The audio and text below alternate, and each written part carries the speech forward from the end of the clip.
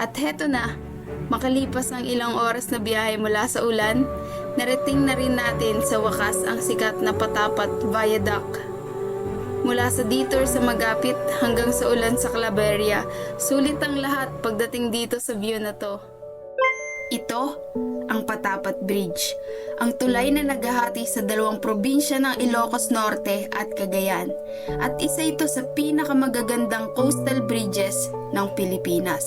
Itinayo ang tulay na ito noong 1986 upang maiwasan ang madalas na landslide sa lumang kalsada, na dati sobrang delikado at mahirap daanan.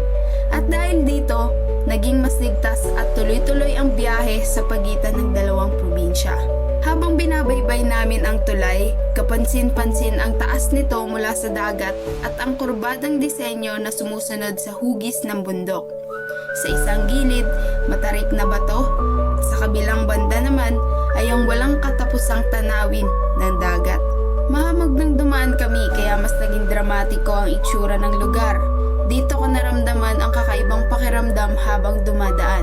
Sa baba, rinig mo ang malakas na hampas ng alon ng dagat at sa harap naman ay unti-unting kumakapal ang fog na para bang umaandar at mas lumalapit ang ulap at mas lumalawak ang dagat sa aming paningin. Sobrang ganda talaga ng lugar na ito. Hindi nakakasawa ang tanawin, kaya sana sa susunod nating mga biyahe ay mas marami pa tayong malibot na lugar sa buong Pilipinas na may ganitong klaseng kaganda na kalikasan.